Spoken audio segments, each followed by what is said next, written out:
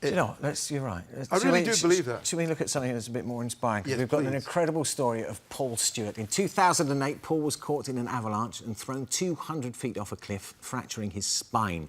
He was instantly paralysed from the waist down and told at the age of just 27 that he'd never walk again. This remarkable man has just completed an Ironman triathlon, and here's his story.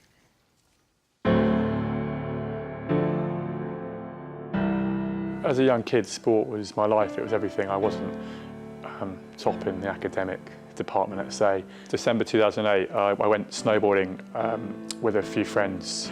Unfortunately, I got caught in an avalanche, and then the avalanche took me off a 200-foot cliff. And then from that, I snapped my back in half, which damaged my spinal cord and left me, at the time, paralysed from the waist down.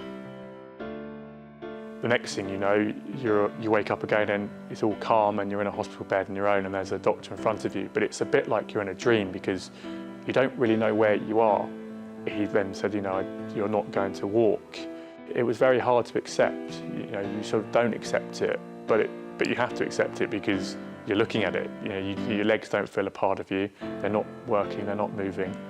And so then when you do accept it, the tears come.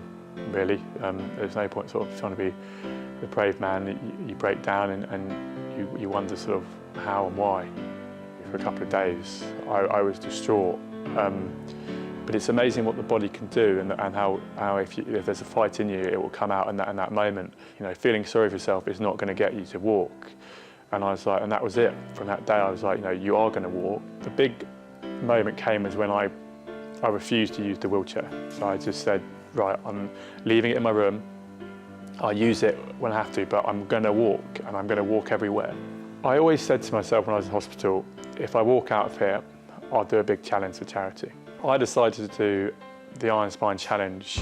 I started at Stoke Mandeville Hospital in the Gutman Centre, where I used to go and swim when I was trying to get fit, sort of turning bad memories into good memories. And then I cycled from there all the way towards London, all 112 miles. I just thought to myself, you're not doing too badly for a guy who isn't supposed to walk. And then the walk through London, I live in London, so it was almost like walking through my home territory. And then get the plane to France. And then we got to the point of the avalanche, and I saw the first time what I'd fallen off. I realised how lucky I was to be alive, but it wasn't a time then to dawn on it because, again, I had to go back up. When I got to the top, I collapsed. I was exhausted. My body just didn't want to do any more. And then it dawns on you what you've managed to achieve. I retraced my whole journey backwards, but in my ways, I was retracing it, but I was changing it. So rather than when I came, it was a sad story, now it's a happy story. See, it's not all